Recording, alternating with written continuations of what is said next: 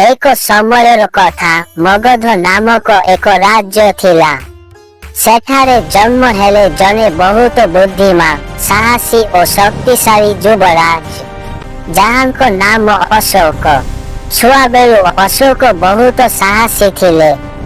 तीर चलाइबे, घोड़ा चढ़िबे, तलवार चलाइबे, सबुथिरे से पारंगम थिले। से धीरे धीरे बड़ हेले एवं मगध देशर राजा हेले।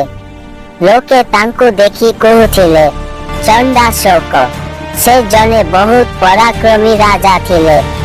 से छोट बेलु बहुत रागी एवं बहुत हिंसात्मक थिले। परे से युद्ध जीति देश को आहुरी विस्तार करिबाकु लागिले। किंतु तांको मनरे आउ गोटे इच्छा थिला। विशाल कलिंग साम्राज्य को मध्य तांको हेफाजत को नबा पाई भाविले एवं तांको युद्ध करी कलिंग साम्राज्य को जीतिबाकु पड़िबो। महामंत्री तुम्हें कलिंग सह युद्धर घोषणा करि दियो। कलिंग युद्ध। महाराज कलिंग राज्यर लोक माने बहुत साहसी। तांकर एक मात्र कथा जीवन देबु किंतु माटी माकु देबु नाही। शेषरे अशोक तांकर विराट सैन्य बाहिनी धरी कलिंगर अभिमुखे बाहरी पड़िले एवं से आसी आसी दजा नदी कूलरे पहुंची गले। सेठारे भयानक युद्ध हेला। अशोकंक सेना शक्ति बहुत किंतु कलिंगर वीर योद्धा माने मध्य युद्धरे बहुत पारंगम थिले और अपराजित थिले। दिन दिन धरी युद्ध चालिला। केते वीरंकर मध्य जीवन गला। धूली धुआ तलवारीर खाली विकटार शब्द। एते भयंकर युद्ध हेला। सेठारे थिबा दजा नदीर पानी वीर सेना मानक रक्तरे पूरा लाल हबाकु लागिला। शेषरे अशोक युद्ध जीतिले। विजय नुहे वेदना। किंतु युद्ध क्षेत्र अनेक सब देखि अशोकर हृदय भांगी गला। से देखिले कांदुथिबा मां, अनाथ शिशु, आहत सेना एवं सेठारे बोही जाउथिबा दजा नदी पूरा रक्तर नदी पालटी जाइथिला। अशोक मने मने बहुत भांगी पड़िले ओ दुख प्रकाश कले एवं अति दुखर सह कहिले एहा मोर विजय नुहे। मु देश जीतिछि किंतु लोकंक हृदय हराइछि।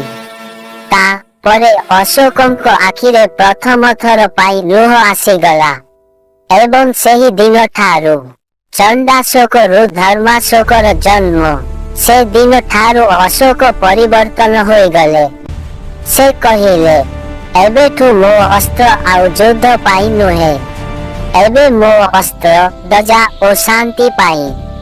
से बुद्धंक शिक्षा अनुसरण कले। छोट जीव मानक मध्य हानि न हेउ। पशु मनुष्य समस्त अंको दजा भाव कले एवं से सत पथरे जीवा पाई निष्पत्ति नेले।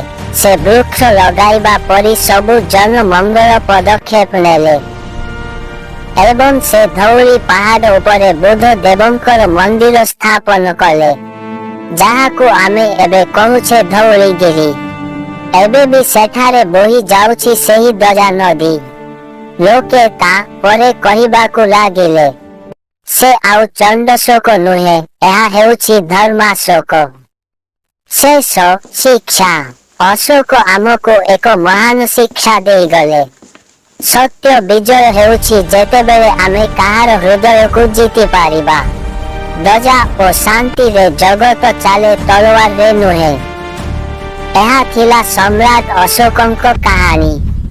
जदि भिडियोटी आपनंको भल लागिछि गोटे लाइक करि दियंतु एवं एहिपरि भिडियो देखिबा पाई मो चैनल को सब्सक्राइब करी बेल आइकन को दबाई ऑल नोटिफिकेशन को ऑन करि दियंतु।